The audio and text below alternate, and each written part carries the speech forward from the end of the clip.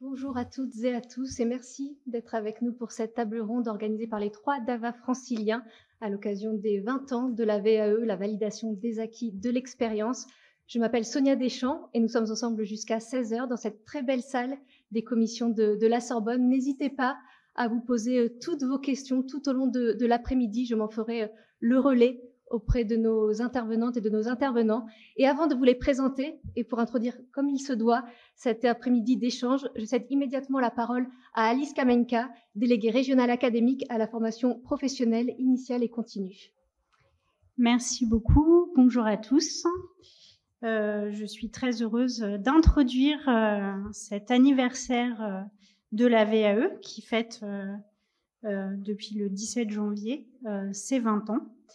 Comme vous le savez, c'est la loi de modernisation sociale du 17 janvier 2002 qui introduit ce dispositif qui stipule que toute personne qui est engagée dans la vie active est en droit de faire valider les acquis de son expérience en vue de l'acquisition d'un diplôme, d'un titre à finalité professionnelle ou d'un certificat de qualification. Au-delà de cette définition, ce qui me semble important de souligner aujourd'hui, ce sont les évolutions de ce dispositif qui a connu plusieurs transformations au cours des 20 dernières années. Et c'est une bonne chose puisque la société évolue en même temps que le dispositif. Alors, on a eu le passage de 3 ans à 1 an, un document commun à tous les certificateurs, et au sein de l'éducation nationale, un mouvement de dématérialisation qui a pour objectif de permettre au plus grand nombre d'accéder à ce dispositif. Au-delà de ces évolutions qui ont déjà eu lieu ou qui sont en cours, il y a le développement de la VAE hybride qui ouvre de nouvelles perspectives et la session que nous vous proposons aujourd'hui, et je remercie les représentants des services qui ont organisé cette session, de pouvoir partager les expériences des uns et des autres. Pour conclure, je souhaiterais souligner 2 éléments qui me semblent importants. D'une part, comme vous le savez, nous sommes dans une période d'évolution ministérielle et institutionnelle. La VAE, ça ne vous aura pas échappé, est au cœur des discussions, avec des regards croisés du ministère de l'Éducation nationale, mais également de la formation professionnelle, et je pense qu'il faut qu'on soit très attentif. Il y a d'ailleurs, et je n'en dirai pas plus, des expérimentations en cours au sein de la DGESCO pour une simplification du dispositif. Ce qui me semble essentiel, c'est que la VAE est une mission de service public que nous portons, au même titre que l'ensemble du dispositif de formation, et qui vise à permettre à l'ensemble des usagers de service public d'avoir accès à la formation, de se former, car nous le savons tous, nous serons amenés à occuper plusieurs postes au cours de notre carrière. Et donc, c'est normal que nous nous adaptions et que ce dispositif s'adapte pour que nous soyons formés et prêts à évoluer tout au long de notre vie. Merci beaucoup. Merci beaucoup, Alice Kamenka. Et il est temps pour moi de vous présenter celles et ceux qui nous font le plaisir d'être à nos côtés cet après-midi. Par ordre alphabétique, Christine Colombier, responsable du projet Loi à venir chez L'Oréal, Sylvain Humeau, président du GARF national, Norbert Jaouen, responsable national de la VAE au ministère de l'Éducation nationale, Anne-Sophie Marc Montagnac, responsable du service orientation, conseil et accompagnement du centre CNAM Paris, Sophie Toureille, directrice de projet orientation au sein du CARIFOREF francilien Défi Métiers, et France Velasquez, vice-présidente de CY Cergy Paris Université, déléguée à la formation professionnelle, à l'apprentissage, également membre du conseil d'administration du réseau FCU. Merci à toutes et tous d'être avec nous aujourd'hui pour cette table ronde qui sera organisée, si vous le voulez bien, en 2 parties, en 2 temps forts. Nous allons commencer par tirer les enseignements de ces 20 ans de VAE, puis nous tâcherons de nous projeter un peu. Et avant cela, je vous propose de commencer cette table ronde avec un témoignage, celui de Jessica Dapiedad. Bonjour Jessica. Bonjour. Merci d'être avec nous. Vous avez 36 ans, vous avez 2 enfants de 6 et 9 ans.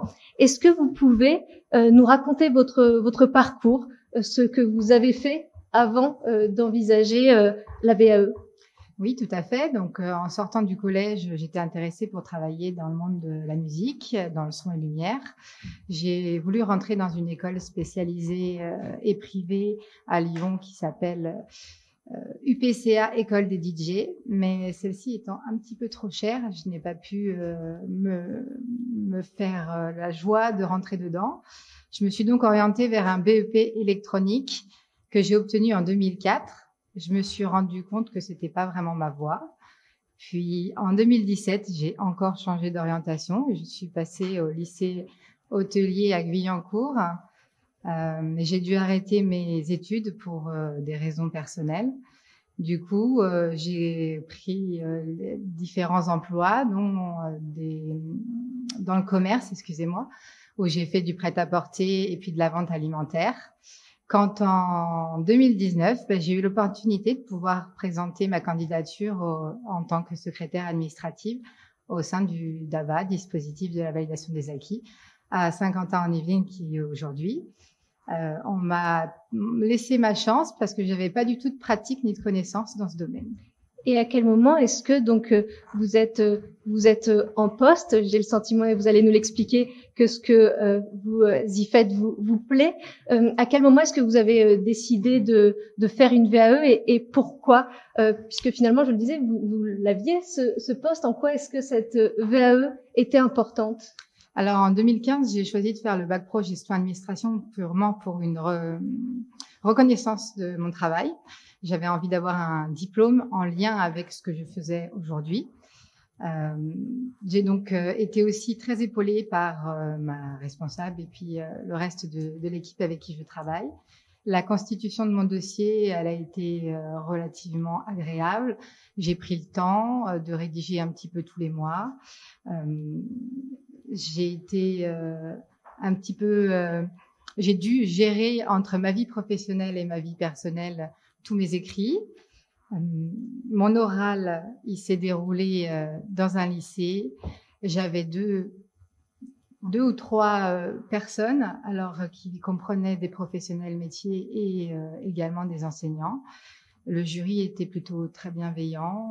Ils m'ont pas fait de questions pièges. Ils m'ont plutôt mise en avant. Ils m'ont même, à l'issue de ce jury, ils m'ont même dit pourquoi j'allais pas un peu plus loin et que je poussais pas vers un BTS. Et puis du coup, je me suis lancée dans une nouvelle aventure un peu plus tard. Et comment ça s'est passé, justement? Alors, j'ai mis un peu plus de temps parce qu'en 2016, j'ai eu un deuxième enfant. Donc, j'ai attendu un petit peu qu'il grandisse pour pouvoir rentrer dans cette démarche. Donc, en 2019, je me suis lancée dans une VAE pour le BTS assistante gestion PME-PMI à référentiel commun européen. Et j'ai dû me dépêcher de faire cette VAE sur le BTS parce que j'ai appris qu'il allait être réformé et qu'en 2019, c'était la dernière session. Donc, sur l'ancien référentiel, donc je devais absolument le passer parce que sinon, je risquais de ne pas obtenir tous les blocs de compétences.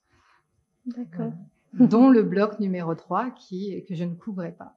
Le bloc numéro 3, on le précise, qui est gérer le personnel et contribuer à la gestion des ressources humaines de la PME.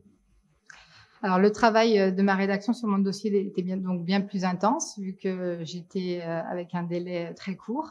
J'ai investi beaucoup d'énergie en 3 mois. J'ai dû restructurer le dossier, reformuler, retravailler en gros toutes mes activités et pour que ça corresponde un peu plus à du BTS que du bac pro. J'ai encore une fois été épaulée par ma responsable et également le reste de mon équipe qui me poussait toujours vers le haut et de continuer sur ce BTS. Cette fois-ci, mon oral, il s'est déroulé à la maison des examens. J'ai rencontré 2 personnes, alors toujours pareil, certainement enseignants et professionnels. Ils se présentent pas forcément à chaque fois. Ils m'ont mis très à l'aise. J'ai pas eu besoin... J'étais pas du tout stressée parce qu'ils m'ont laissé le choix d'avoir mon dossier, de pouvoir partager avec eux certains documents. Ils m'ont mis très, très en confiance. Ils m'ont pas fait de questions pièges. Ils ont vraiment posé des questions sur mon dossier VAE. Ce qui est finalement l'essentiel. On entend plein de choses déjà dans ce que vous dites, du temps que ça prend, également de l'importance de l'accompagnement. Vous l'avez dit à plusieurs reprises. Peut-être pour terminer, est-ce que vous pourriez justement nous dire comment est-ce que très concrètement vous avez été accompagné, et qu'est-ce que vous diriez finalement à celles et ceux qui songeraient à s'engager dans cette démarche? Oui, une démarche VAE, c'est riche en partage, ça demande du temps et de l'investissement, mais il est important pour moi de bénéficier d'un accompagnement. Moi, j'en ai eu la chance de l'avoir pour le bac pro et le BTS avec un expert diplôme. L'accompagnement, il est nécessaire, il est bénéfique parce qu'il nous aide à choisir les activités et on est suivi par les conseillères VAE tout au long de notre rédaction. Cela nous apporte un cadre et une aide pour tout ce qui est la constitution du dossier. Et les conseillères VAE nous aident également à la préparation pour la mise à l'oral, donc la préparation devant le passage devant le jury. Et pour clôturer mon témoignage, j'ai la chance d'avoir obtenu mon bac pro et mon BTS. Et c'est la reconnaissance de mon travail et de mes compétences que j'ai en tant que secrétaire administrative depuis 13 ans au DAVA de Versailles. Merci Jessica pour ce très beau témoignage, et qui, je pense, pourrait aussi décider des personnes qui nous regarderaient et qui hésiteraient à se lancer. On va développer beaucoup de points que vous avez évoqués qui vont nous permettre de rebondir. Norbert Jaouen, vous êtes responsable national de la VAE et vous allez venir vous installer juste à côté de moi à la place de Jessica. Vous êtes responsable national de la VAE au ministère de l'Éducation nationale. La VAE a 20 ans. Alice Kamenka l'a abordé dans son introduction. Elle a parlé des évolutions notables. Est-ce que vous pourriez en quelques mots, j'imagine que c'est difficile de recouvrir 20 ans en quelques mots, mais rapidement peut-être nous dire quelles sont justement ces évolutions, en tout cas dans quel sens, dans quelle dynamique est-ce qu'on est par rapport à cette VAE? Oui, bonjour à tous. Ce que je veux dire, c'est qu'effectivement, depuis 20 ans, avec l'expertise des DAVA qui m'accompagnent quotidiennement, nous cherchons à faire en sorte qu'un plus grand nombre de citoyens accèdent à la VAE et que aussi les entreprises s'en saisissent comme outil ordinaire de management des compétences. Alors, il y a eu, Madame la déléguée l'a rappelé, des évolutions. On était passé de 5 ans d'expérience à la VAP à 3 ans en 2002, à 1 an. D'autres évolutions seront à envisager. Les autres évolutions, on prend en compte les activités bénévoles, volontaires. On prend en compte à certaines conditions les stages de formation au milieu professionnel, la possibilité pour les diplômes de l'éducation nationale d'être acquis de façon progressive par bloc de compétences et la validité définitive des unités acquises. Voilà un peu, tous ces assouplissements permettent de dire que toutes les demandes de VAE sont réputées recevables aujourd'hui sur le plan en tout cas administratif. Mais et j'insiste là-dessus, il ne s'agit pas d'aller laisser les candidats s'engager dans une VAE. Il faut effectivement avoir une communication claire pour montrer les enjeux et comment se déroule une démarche en tenant compte des contraintes du candidat. Et donc, à l'Éducation nationale, par voie de circulaire de janvier 2019, nous allons plus loin que ce que demande la loi. La loi demande qu'effectivement le candidat apporte les preuves d'au moins 1 an d'activité et le certificateur a l'obligation de donner la mesure d'écart entre les activités du candidat et les activités du référentiel. Nous allons plus loin par voie de circulaire. Chaque candidat bénéficie d'une étude personnalisée. Il s'agit effectivement à la fois de conseiller le candidat sur la meilleure stratégie d'accès à la certification. Il peut viser le diplôme d'emblée dans son intégralité ou il peut faire le choix d'une acquisition progressive de blocs de compétences. Les candidats, puisqu'ils ont droit de viser 3 diplômes simultanément, ils peuvent viser par exemple un bac professionnel d'emblée dans son intégralité et 3 unités d'un BTS de la même spécialité. Voilà, par exemple. Maintenant, c'était personnalisé. Ce diagnostic permet aussi donc de conseiller le candidat sur la meilleure stratégie d'accès en fonction de ses contraintes et permet aussi de formuler, le cas échéant, des réserves sur le diplôme visé ou sur le niveau du diplôme visé. Et cette étude a aussi pour objectif de formaliser, de préconiser, de faire des préconisations pour lever tout ou partie de ces réserves. C'est ainsi que le candidat VAE à l'éducation nationale part véritablement avec une véritable feuille de route de son parcours d'accès à la certification, associée à un calendrier prévisionnel de réalisation. Et on va évidemment parler des différents parcours et de l'importance de la bonne identification de la certification. Peut-être, Sophie, un mot, on a eu là un très beau témoignage avec Jessica, un mot des candidates et des candidats. Est-ce que, comme Jessica, ce sont principalement des personnes qui sont sorties du système scolaire sans diplôme, ou bien est-ce qu'il y a beaucoup de reconversions? Est-ce qu'on sait cela? Et peut-être une autre question que j'imagine difficile, ou en tout cas j'imagine qu'il n'y a pas forcément une seule réponse, mais à quel moment est-ce que on se lance dans la VAE? Oui, alors concernant les candidats,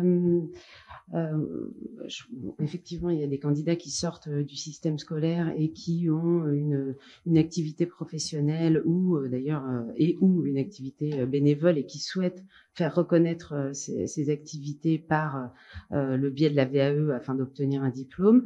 Mais on a aussi des personnes qui ont obtenu un diplôme lors de leur formation initiale et qui s'engagent dans la vie active dans un tout autre domaine, qui poursuivent cette activité professionnelle et qui à un moment souhaitent mettre en cohérence leur parcours professionnel et le diplôme qu'ils ont obtenu, quoi. Donc du coup, par le biais de la VAE, ils vont valider peut-être un, deux nouveaux diplômes dans le domaine dans le domaine professionnel dans lequel ils sont aujourd'hui. Voilà. Après, il y a plusieurs raisons aussi. On peut avoir des personnes qui s'engagent dans ce dispositif pour sécuriser leur parcours professionnel et se rassurer lorsqu'ils sont ou qu'ils voient, lorsqu'ils sentent un contexte un petit peu difficile.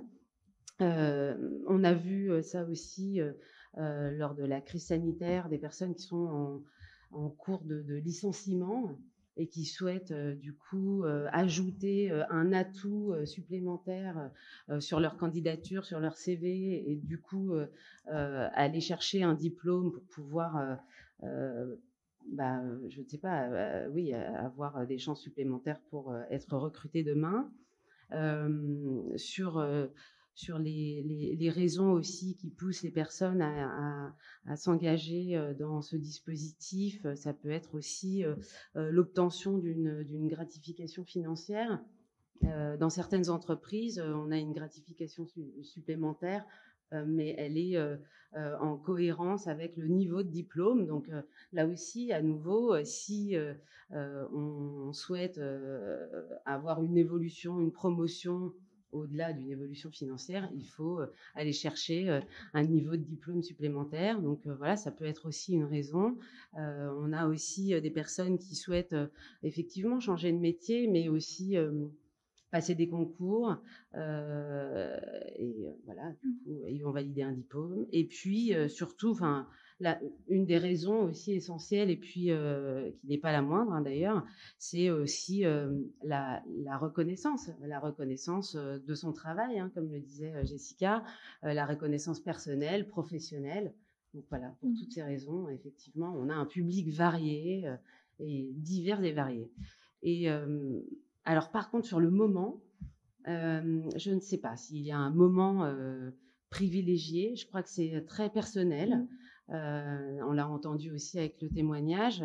Voilà, il y a des moments où on va avoir des facilités à s'engager dans cette démarche, et puis d'autres où on va se mettre un petit peu en recul, mais on garde en tête qu'il y a cette possibilité, et du coup, on remet peut-être à plus tard la possibilité de se lancer dans la VAE. Et effectivement, pour savoir quand s'engager, il faut être très conscient de ce qu'implique de s'engager dans ce dispositif et ce dont on va parler tout au long de l'après-midi également, très concrètement ce que cela implique pour le candidat. Peut-être un mot, Anne-Sophie, à la fois de complément peut-être par rapport à ce que disait Sophie sur les motivations et je rebondis sur ce qu'elle disait et ce que disait aussi Jessica du fait que la VAE permettait aussi d'avoir à nouveau confiance en soi. Je trouvais ça très beau et c'est très très important. Qu'est-ce que, selon vous, d'après ce que vous observez, permet très concrètement la VAE au-delà du papier quelque part? Oui, alors juste pour préciser, je suis responsable du service orientation, conseil et accompagnement de la fabrique des compétences du Centre CNAM Paris. Et dans ce cadre, je manage une équipe de conseillers, donc répartis sur 3 métiers. Donc il y a l'orientation insertion professionnelle, la validation d'acquis, donc la VAE, la VAP, et aussi la validation des études supérieures. Donc effectivement, qu'est-ce que permet concrètement la VAE? Donc on peut éventuellement se dire qu'on peut aller vers un changement de métier, éventuellement demander aussi une augmentation de rémunération salariale, donc ça c'est toujours très intéressant. Peut-être prétendre aussi à la promotion interne. Donc voilà, tout un ensemble de choses aussi où on peut se dire aussi, tiens, je peux avoir un niveau de diplôme supérieur, une certification et pourquoi pas passer un concours, notamment dans la fonction publique. Donc vraiment tout un ensemble fidèlement de possibilités qui permettent de travailler finalement sur l'un des piliers qui est, l'un des 5 piliers de vie qui est le travail. On peut être vraiment dans l'amélioration. Éventuellement se dire, par exemple, on peut avoir de la souffrance au travail. Le fait de se lancer dans la VAE, on peut se dire, tiens, je peux limiter la souffrance au travail. Je peux, comme disait aussi Sophie, être enfin reconnue. Voilà tout ce que peut permettre la VAE à mon sens. Et reprenons, si vous le voulez bien, justement, maintenant qu'on a vu tout ce que cela permettait, j'ai envie de dire le parcours de manière un petit peu chronologique, vers qui est-ce qu'on se tourne très concrètement quand on veut s'engager dans la VAE? Et avant cela, j'aimerais revenir aussi d'un mot sur ce que disait Jessica de l'importance, même si elle l'a dit en filigrane, du temps. Peut-être avant de reprendre ce parcours chronologiquement, est-ce que les uns et les autres, très rapidement, vous pourriez nous donner quelques mots-clés qu'on va ensuite développer au long de l'après-midi, des conditions de réussite? Peut-être 2-3 mots chacun qui sont, selon vous, extrêmement importants quand on parle de la VAE. Norbert? Alors tout d'abord, par l'étude personnalisée, faire le bon ciblage du diplôme et ensuite vraiment se faire accompagner. L'accompagnement est une clé de réussite de la VAE. Sophie? C'est ceux qui vont passer en dernier où ça va être le plus dur parce que tous les mots auront été... Je dirais quoi, avoir il faut aussi sans doute avoir un projet, un objectif déterminé, identifier son objectif. Anne-Sophie, c'est très bien, on développera après. Alors moi je dirais être acteur et actrice, acteur ou actrice. Sylvain? Alors tout d'abord, oui, juste le GARF, parce que effectivement l'acronyme n'est peut-être pas connu de tout le monde. Le GARF, c'est l'Association nationale des responsables formation, essentiellement en entreprise. Donc à ce titre, mon mot-clé, c'est plutôt effectivement un accompagnement de la part de la filière RH auprès du collaborateur. Et plus qu'un accompagnement, c'est aussi peut-être un encouragement. Parce qu'en fait, et on le verra, on pourra le détailler, en entreprise, à part quelques entreprises qui en ont fait une politique spécifique, on va dire que la VAE n'est pas forcément quelque chose qui est mis en avant et pour lequel on encourage les collaborateurs de la mettre en œuvre et de se lancer dans ce dispositif. Voilà. Donc c'est vraiment accompagnement et encouragement. France? Eh bien, peut-être pour n'utiliser qu'un seul mot, je dirais peut-être déterminé. Il faut évidemment beaucoup de détermination pour rentrer dans ce dispositif et se créer des routines pour vraiment mettre en œuvre et concrétiser son projet. Donc la création de routine, à mon sens, est essentielle. Christine. Alors pour conclure ce magnifique effectivement plaidoyer sur la VAE, donc moi j'interviens au nom de L'Oréal. En fait, voilà, je rebondis sur mon collègue là du GARP pour savoir ce que font les entreprises par rapport à cet magnifique objet qu'est la VAE. En tout cas, chez L'Oréal, nous, on a une dynamique, en tout cas, sur ce sujet-là. On a une très forte promotion de ce dispositif. On le valorise, on le communique et on a surtout un accompagnement voilà, qui est mis en place par l'organisation pour soutenir tous les projets. Alors, bien entendu, il y a tous les verbatims là, qui ont été cités sur lesquels j'apporte ma caution. Mais vraiment, l'idée, c'est l'accompagnement mis en place par la structure L'Oréal pour voilà, atteindre un taux de réussite important au niveau de nos collaborateurs qui s'investissent dans ce chemin.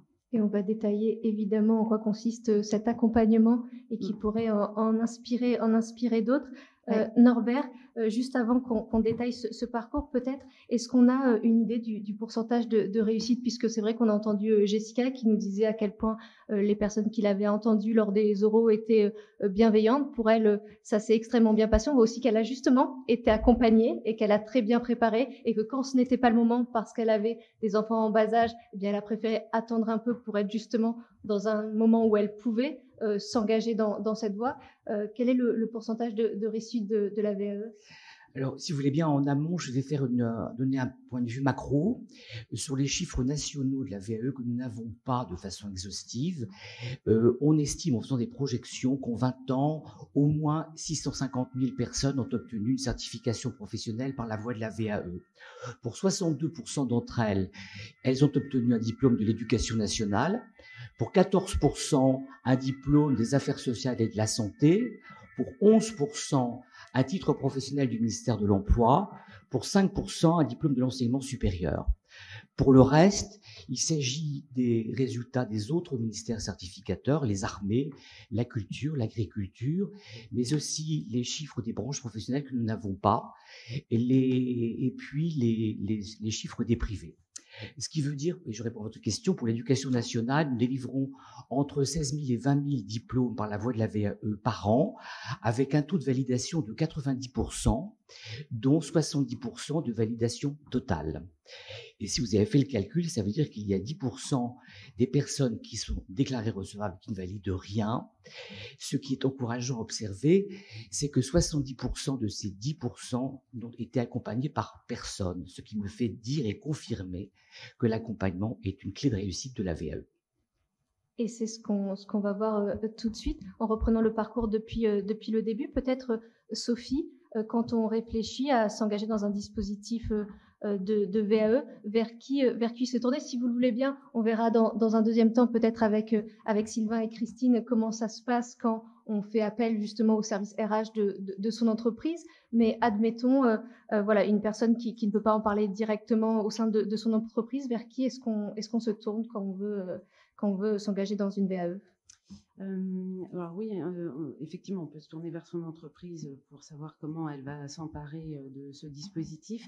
Mais quand on est dans une démarche personnelle et individuelle, on peut mobiliser 2 services gratuits.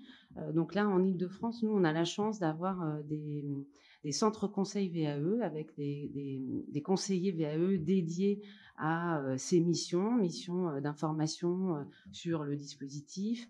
Ils vont aussi écouter évidemment le parcours et l'objectif de chaque bénéficiaire. Ils vont vérifier la pertinence de cette démarche-là au regard voilà, du parcours.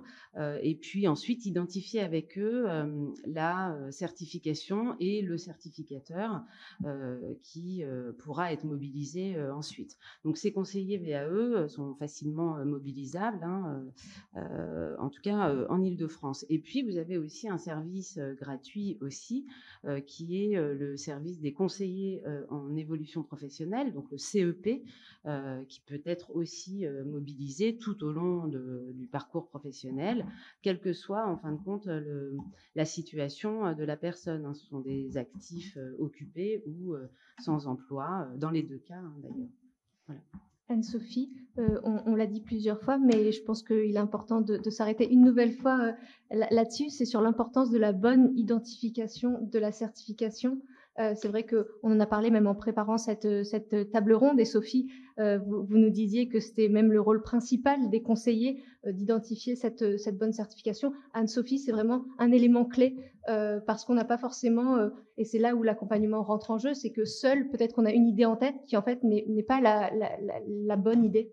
Oui, tout à fait. Et c'est pour ça que j'ai précisé tout à l'heure que dans mon équipe, il y avait des conseillers en orientation et insertion professionnelle, aussi spécialisés en VES et en validation d'acquis de manière générale, puisqu'en fait, nous avons la possibilité, si jamais finalement le candidat ne sait pas vers quelle certification se tourner, de le renvoyer vers une conseillère ou un conseiller. Donc, on a essentiellement des femmes, donc c'est pour ça que j'ai tendance à parler au féminin, excusez-moi. Donc voilà, on les renvoie vers des conseillères en orientation et insertion professionnelle. Et l'idée est de faire le point, justement.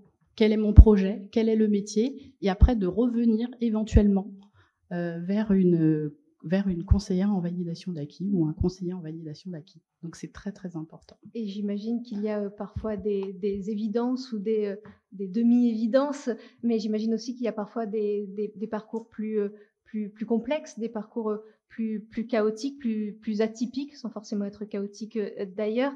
Sophie, vous aviez un exemple, je crois, précisément de parcours atypique. Oui, alors en effet, je peux vous raconter cette rencontre que j'ai faite avec Julien. Donc, je vais essayer d'être brève hein, mais bon, c'est quand même une histoire de vie. Donc Julien a une scolarité plutôt classique. Il obtient un bac L. Hein. Julien a aujourd'hui 40 ans, donc à l'époque, on obtenait des bacs littéraires. Donc, il obtient un bac L, mais il ne réfléchit pas forcément à son orientation post-bac. Il est dans une famille où l'orientation n'est pas vraiment un sujet, en tout cas, voilà. Donc, il ne s'oriente pas vers une poursuite d'études et puis il va directement sur le marché de l'emploi. Il obtient un poste, il décroche un poste, un job à l'Opéra en tant que régisseur. Il n'est pas à Paris à ce moment-là. Ça lui plaît, il adore le secteur, le domaine, vraiment, et ça le passionne. Et du coup, il arrive à Paris et puis il intègre plusieurs agences de prod et il devient assistant de production, coordinateur de production. Et puis... je ne sais pas. Voilà, premier virage de la vie, quoi. Il se dit, je ne peux pas poursuivre dans ce milieu-là. J'arrive pas à me projeter longtemps, en étant intermittent, etc. Et du coup, il change radicalement de profession et il devient commercial dans une épicerie fine. Rencontre après rencontre, il va travailler en Suisse, il revient à Paris, il devient responsable d'une boutique, manager, formateur, etc. Et puis, nouveau virage, mais cette fois-ci qui s'impose à lui d'une manière un petit peu plus violente, puisque il est reconnu inapte sur ce poste-là et au niveau médical. Et donc là, la reconversion s'impose vraiment. Alors il réfléchit, il va regarder un petit peu son parcours, parler avec son entourage, et puis lui vient cette idée de devenir enseignant. Alors c'est super, tout le monde trouve ça vraiment magnifique, on en adore, c'est vrai, la transmission c'est vraiment toi, etc. Mais pour devenir enseignant, il faut un master. Et donc Julien a un bac. Alors Ok, donc il rencontre. Alors, il entend parler de la VAE. Il rencontre une conseillère d'un centre conseil là en Île-de-France. Avec lui, elle va décortiquer son parcours. Et puis, ils vont identifier plusieurs certifications, plusieurs certificateurs. Et puis, en fin de compte, il prend contact avec une université à Lille. Pour pas la citer. Bon. Et puis, il se positionne sur un master marketing et vente, avec des options que je n'ai plus. La recevabilité est donnée par l'université avec un parcours mixte, donc 3 modules à valider en VAE et 3 modules à valider par le biais de la formation. Donc, il se lance dans cette aventure. Il est évidemment accompagné par l'université il suit ses cours, etc. Bon, ça prend 1 an et demi. En avril dernier, il passe devant le jury, il obtient la totalité de son master.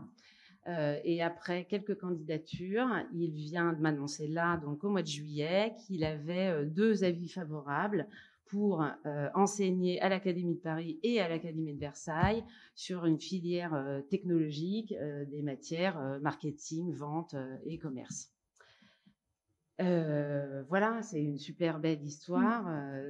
À quoi sert cette VAE? Comment est-ce qu'on peut rebondir? Et lui, son retour d'expérience, c'est vraiment... ça m'a redonné du dynamisme. Quand on n'a pas un parcours linéaire, quand on est un peu impacté ou bien par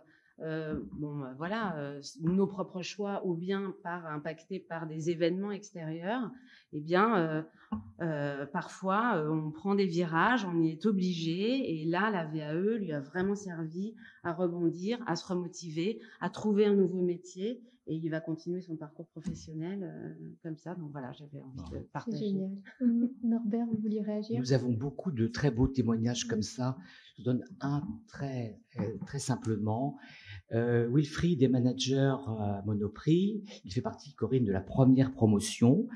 Il a passé, après un parcours scolaire plus que moyen, il obtient son BTS MUC et il explique bien dans une vidéo que nous avons faite comment ça a été un acte de réassurance et que ça lui a donné envie d'apprendre. Donc il est parti à l'université où il a préparé un master en management qu'il a obtenu par la formation et aujourd'hui il a intégré la DRH de Monoprix France. Bel ambassadeur pour la VAE. Complètement. Et j'imagine que France, vous avez aussi des parcours très, très différents dans les personnes que vous pouvez voir, suivre. Je ne vous vois pas, mais... Oui, alors oui, tout à fait. Bah, les profils, ils sont totalement hétérogènes. Hein. C'est des histoires à chaque fois, des parcours de vie qui sont spécifiques. Je peux pas les résumer là en quelques minutes. Mais on va évoquer justement cet accompagnement et je pense que vous aurez beaucoup de choses à nous dire à la façon dont très concrètement on prépare cette VAE. Peut-être juste un mot, j'aimerais qu'on parle dans un instant des entreprises, de comment est-ce que la VAE doit être utilisée par les entreprises comme un outil de gestion des talents. Peut-être juste avant, Anne-Sophie, un mot du CNAM, puisque au CNAM, il y a un groupe de travail dédié aux personnes migrantes notamment. Comment est-ce que on revient sur cette idée d'identification, de la bonne certification? Comment est-ce qu'on accompagne dans un parcours de vie qui peut être parfois chaotique? Comment est-ce qu'on accompagne au mieux ces personnes qui ont envie de justement, par la validation des acquis de l'expérience, veulent pouvoir ensuite effectivement postuler dans des entreprises, aussi s'assurer, ce qu'on disait tout à l'heure, d'une place, parce que c'est aussi très symbolique le diplôme. Oui, tout à fait. Alors c'est vrai qu'au niveau du Centre CNAM Paris, nous avons un partenariat avec une association qui s'appelle UNIR, Uni comme université et R comme réfugiés. Et donc elle accompagne les migrants, parce qu'on va parler des migrants et après de manière peut-être un peu plus des personnes qui ont un parcours entre guillemets chaotique, hein, si on peut dire entre guillemets. Et donc l'idée en fait c'est d'accompagner les migrants dans la reprise d'études en France. Alors, du coup, nous, ce qui se passe, c'est que nous avons 2 conseillères, donc une conseillère en orientation insertion professionnelle et une conseillère en validation des acquis, qui justement travaillent avec cette association. Le but est d'aller de l'inscription, de la définition éventuellement du projet, du diplôme, jusqu'à éventuellement la validation des acquis et de l'expérience. Alors c'est vrai, je ne vais pas vous l'apprendre, hein, c'est vrai qu'au niveau de la France, nous aimons nos diplômes, nous aimons nos certifications professionnelles. C'est pas toujours évident comparé à d'autres pays, par exemple, voilà, où c'est peut-être un petit peu moins important. Donc c'est pas toujours simple. Et l'idée, c'est vraiment de se faire accompagner. On se fait accompagner et notamment, pourquoi pas, par des organismes de formation comme le CNAM. Voilà, même si c'est pas évident, il faut mettre toutes les chances de son côté et pourquoi pas combiner. J'en parlais tout à l'heure, hein, la VAB, validation d'acquis personnels et professionnels, et la VES, qui est notamment très prisée par les étudiants étrangers. Voilà, tout mettre en place pour pouvoir réussir.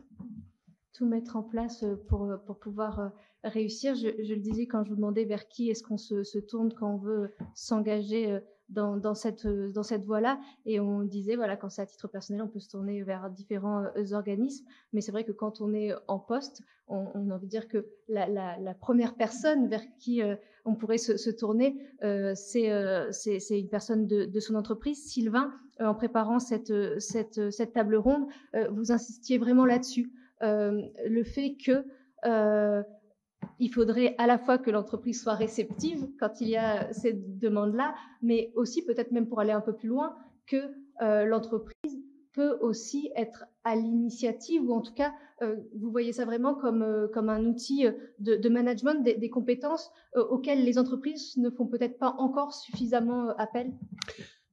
Oui, oui, malheureusement, oui, c'est juste un constat. Alors, si vous le permettez, je voulais faire un petit pas de recul et puis faire le lien avec l'actualité. Bien sûr. L'actualité du monde de l'entreprise. Il ne vous a pas échappé, je pense, que dans l'actualité, que le constat, c'est qu'aujourd'hui, on est on va dire, dans une révolution du monde des entreprises et du monde du travail de façon assez générale. Alors, si j'énumère quelques petites causes, on va dire, d'abord l'obsolescence des compétences, dont on parle beaucoup. Hein, la problématique, c'est que il y a peut-être 30 ou 35 ans, quand on sortait avec un diplôme, mais effectivement, notre diplôme, les compétences acquises via ce diplôme, leur durée de vie, c'était 30 ans. Aujourd'hui, nos compétences que l'on acquiert vont alors, et sans rentrer dans les hautes technologies, sont entre 3 et 5 ans. Donc ça veut dire que de toute façon, aujourd'hui, on va devoir renouveler sur un parcours de 40 ans à peu près 8 fois. Effectivement, ces compétences, ce qui est pas neutre. Donc déjà, ça change un petit peu. La numérisation des entreprises aussi, que toutes les entreprises vivent, quelles que soient, et qui, bien sûr, impacte complètement les compétences et l'évolution des compétences que l'on doit avoir avec aujourd'hui dans les entreprises cette nécessité de développer et que ça ne soit pas que le service formation qui donne la béquille aux salariés, mais qu'on développe aussi au sein des salariés cette métacompétence d'apprendre à apprendre. C'est aussi de pouvoir prendre en main son propre avenir. La politique RSE des entreprises aussi qui joue beaucoup et qui fait changer, qui bouge aussi les lignes. Et puis j'avais deux sujets que l'on vit de plein fouet aujourd'hui, qui sont les problèmes d'attractivité et de fidélisation dans les entreprises. Ça ne vous a pas échappé non plus qu'aujourd'hui on parle de la grande démission, notamment aux États-Unis, mais qui, on s'inquiète, vient en Europe de plus en plus. Donc avec un contexte, voilà, et les entreprises aujourd'hui qui n'arrivent plus à trouver les compétences d'aujourd'hui. Et puis quand elles arrivent à les trouver, quelquefois c'est le problème de la fidélisation. Comment faire pour les retenir, ces compétences? Donc voilà, notamment avec des problématiques générationnelles, hein, donc aussi pareil, sans vouloir faire des catégories, mais effectivement on le sait, on le voit. Les générations Y et Z n'ont pas la même, on va dire, n'a pas la même approche vis-à-vis du monde du travail que les générations précédentes. Et puis il y a eu le Covid qui est venu là-dessus, qui, pareil, n'a pas aidé beaucoup. Donc voilà. Donc c'est tout cet ensemble fait que aujourd'hui on a des vraies problématiques de pouvoir se doter de compétences au niveau des entreprises. Je lisais ce matin juste un article assez intéressant sur les problèmes de motivation dans les entreprises, et aussi là c'était assez inquiétant. puisque je lisais cet article sur le désengagement des salariés en Europe. Et cet article disait qu'aujourd'hui, moins de 2 salariés sur 10 en Europe est engagé dans son entreprise. Moins de 2. C'est juste colossal.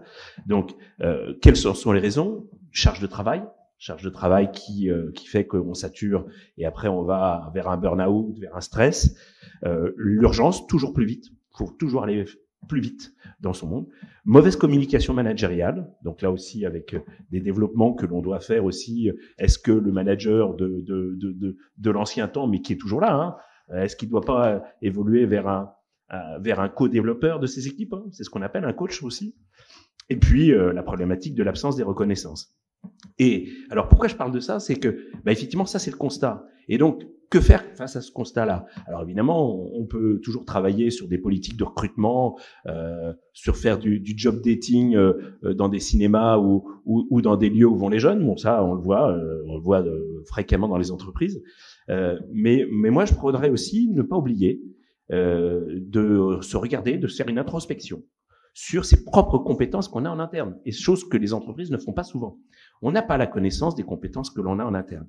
C'est-à-dire que à partir du moment où on aurait une meilleure vision des compétences, à partir du moment où on serait peut-être plus dans cet accompagnement, dans cette promotion de dire tiens, tu as un parcours qui a rien à voir avec ton poste aujourd'hui, mais est-ce que ça serait pas intéressant que tu puisses valoriser cette expérience via une certification, et donc avec un accompagnement et puis un encouragement. Donc là, ça serait énorme, ça favorise aussi la mobilité interne dans les entreprises.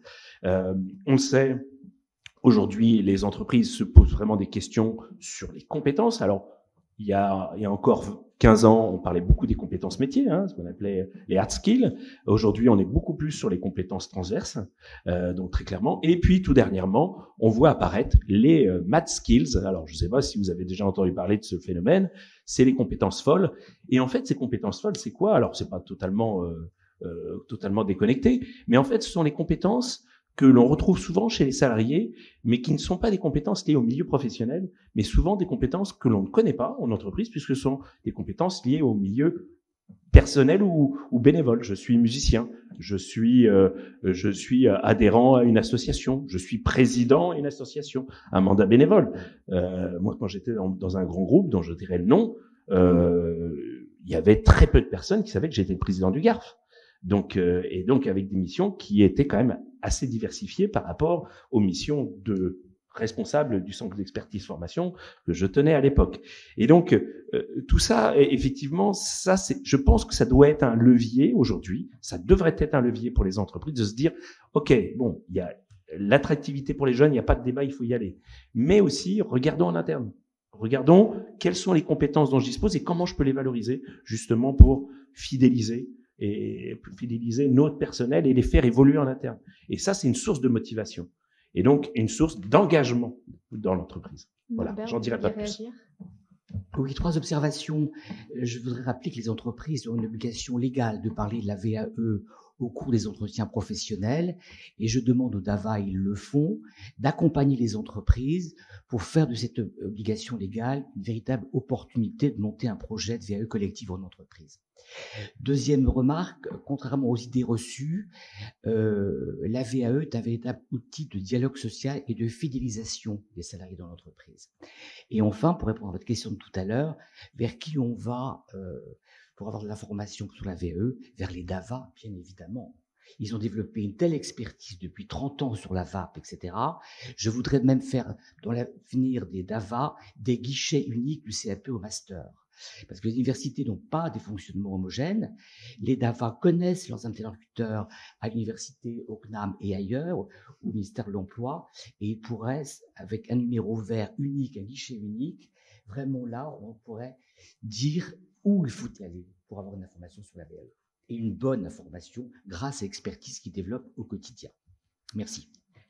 Christine, on parlait des entreprises, de l'entreprise. Chez L'Oréal, il y a un vrai travail d'accompagnement des salariés. Il y a un programme interne qui est extrêmement intéressant. Est-ce que vous pourriez nous parler de ce fonctionnement? Oui, alors merci en tout cas de nous laisser la parole et de montrer voilà, tout ce que l'on fait au niveau effectivement de l'accompagnement des compétences chez L'Oréal. En fait, oui, je vais répondre à la question sur la partie VAE, mais je crois que c'est vraiment une dynamique aussi dans laquelle le groupe L'Oréal est installé, j'allais dire, depuis un certain nombre d'années. On va fêter cette année les 50 ans de notre département éducation permanente. Alors, ça s'appelle plus comme ça, mais en tout cas, maintenant, c'est People Development and Learning. Mais c'est cette histoire-là que je souhaitais en tout cas partager avec vous.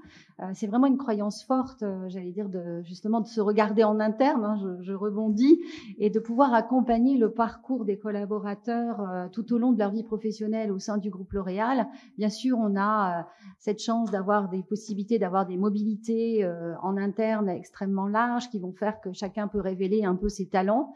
Mais aussi, c'est quelque chose qu'on encourage tout au démarrage, je dirais, de la vie professionnelle pour toujours exacerber cette curiosité, cette envie d'apprendre, cette activité liée justement à la vie professionnelle et se réaliser pour garder sa motivation tout au long de sa vie professionnelle. Et ça, c'est vraiment quelque chose d'important parce que ça met dans une espèce d'état d'esprit, toujours d'être à la quête de l'agilité, de la nouveauté, de l'évolution. Et ça fait partie, je dirais, de la philosophie, de notre ADN de culture d'entreprise. Donc ça, c'est vraiment très important. Et le dispositif, et on a multiples dispositifs, ce que je disais tout à l'heure en aparté quand je suis arrivée. En fait, on est très centré, bien sûr, sur le plan de développement des compétences de nos collaborateurs. Donc ça, j'allais dire, on manage, c'est vraiment le management de la compétence où on va pousser un certain nombre d'actions, et c'est nous en tant qu'organisation qui poussons un certain nombre d'actions, mais ce qu'on met en lumière, et l'entretien professionnel est là, j'allais dire aussi pour accompagner tout ça, c'est mettre en lumière tous les dispositifs qui sont à la disposition de nos collaborateurs pour justement activer leur chemin professionnel. Et c'est ça qui est très important, c'est-à-dire essayer, en tout cas avec cette posture coach dont vous parliez également de nos managers, justement d'aller puiser et révéler les potentiels de chacun, les envies aussi, parce que je pense que la motivation, l'envie, c'est vraiment quelque chose on va dire, qui est clé dans le succès, qui va permettre à chacun d'activer le meilleur parcours, parce qu'on a chacun sa façon aussi de se développer. Il ne faut pas vouloir dire, voilà, c'est ça pour toi, c'est sûr que c'est ça. Non, il faut vraiment écouter aussi la façon dont la personne va vouloir finalement engager son chemin. Et ça peut être un chemin plus ou moins long, diplômant, pas diplômant, certifiant. En fait, il y a énormément de possibilités, j'allais dire, pour se révéler dans son parcours. Alors, chez L'Oréal, on a, mis en place, il y a une dizaine d'années, un partenariat, justement, avec le DAVA de Versailles. Donc, on a une convention pour accompagner tous les collaborateurs qui souhaitent se lancer dans cette démarche de VAE.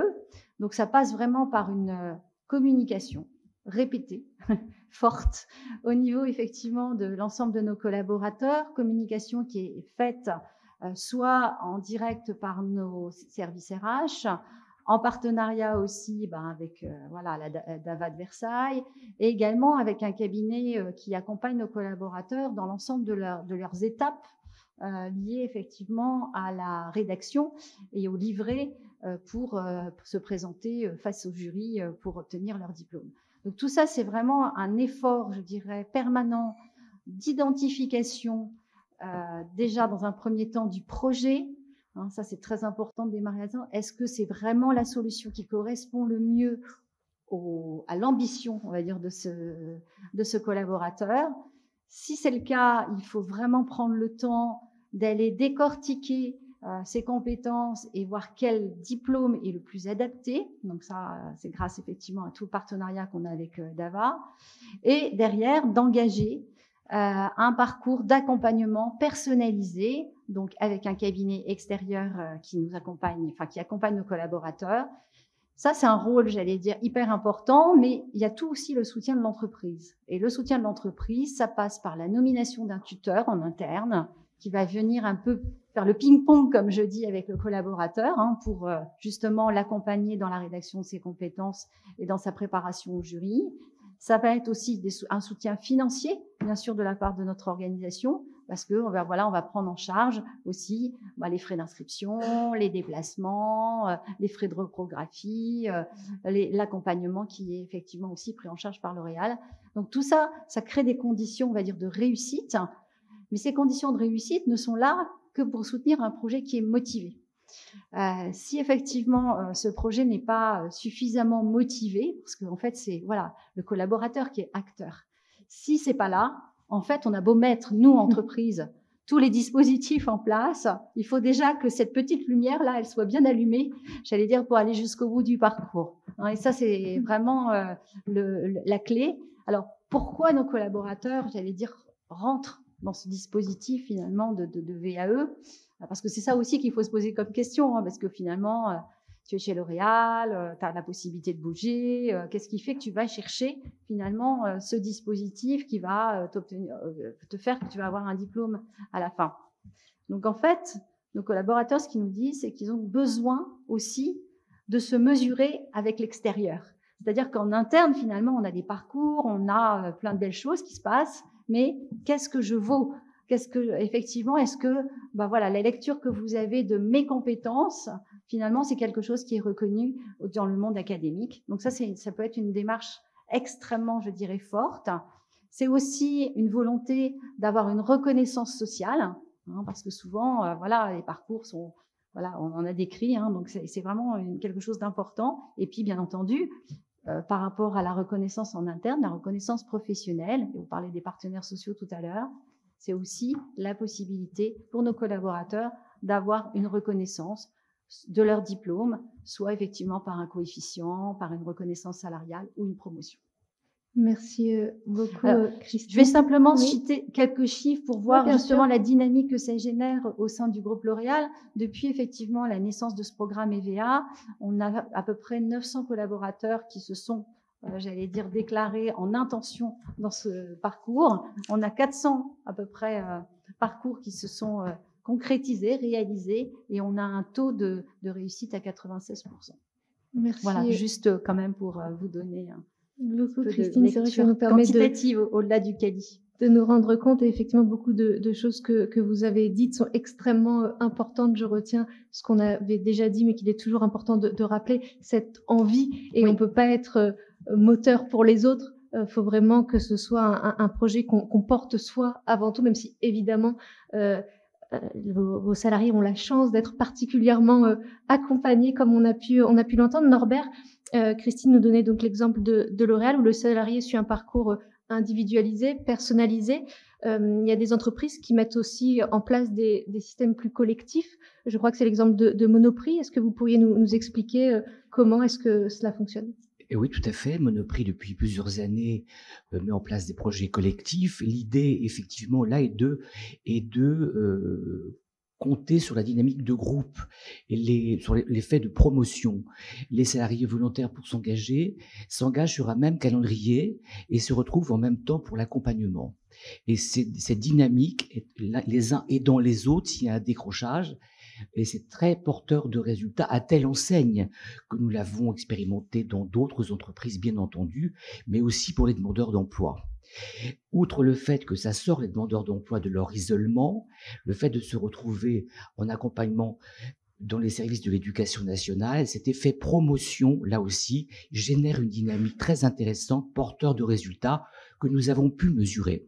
Pôle emploi a fait une étude en 2019 sur les demandeurs d'emploi engagés en VAE. Ils s'engagent beaucoup plus durablement et beaucoup plus facilement dans l'emploi que ceux qui n'ont pas fait de VAE, parce que la VAE leur a permis de prendre conscience de leurs compétences et d'en parler. Voilà. Merci beaucoup. On parlait tout à l'heure de l'identification de la certification, de la bonne identification de la certification. J'ai envie qu'on avance un petit peu dans ce parcours. Très concrètement, on a identifié la bonne certification, on est engagé dans un parcours, on est accompagné. Comment est-ce que ça se passe? Peut-être France, est-ce que vous pouvez nous dire ce que cela implique finalement pour le candidat? On l'a un petit peu entendu tout à l'heure avec le témoignage. Cela implique du temps déjà. Alors absolument, hein, le temps est à la fois un ami ou pas, ça va dépendre un petit peu de l'organisation. Donc juste quand même une petite précision, c'est que une fois quand on dit on a trouvé le bon certificateur, quand on arrive chez le certificateur, et donc là je prends ma casquette certificateur, on vérifie quand même que la faisabilité pédagogique est bien avérée. C'est-à-dire que là le responsable de la certification va quand même faire l'effort de regarder si entre le projet décrit, le parcours et la certification, on est bien en accord, de manière vraiment à éviter tout écueil, puisqu'il n'y a rien de pire pour quelqu'un qui rentre dans ce type de démarche de s'engager et puis d'abandonner. Donc nous, on veut que on réussisse quoi qu'il arrive, et au pire, on fait une réorientation de façon à laisser personne sur le bord du chemin. Donc ça, c'est un prérequis absolument obligatoire. Ensuite, on rentre dans du coup le réel accompagnement. Alors qu'est-ce que ça veut dire l'accompagnement? Donc l'accompagnement, je dirais qu'il faut un peu juste revenir sur le fait de préciser, soit on est sur un projet qui est en fait vraiment purement individuel, porté par l'individu, exclusivement, soit on peut être sur une démarche, et vous l'avez dit, hein, mes collègues là d'à côté l'ont précisé, soit on peut être accompagné par son employeur, hein, par son entreprise, parce qu'il y a toute une organisation qui est mise en place. Et donc, du coup, les modalités d'organisation, elles vont se décliner un petit peu différemment, suivant si on est dans un cas ou dans un autre.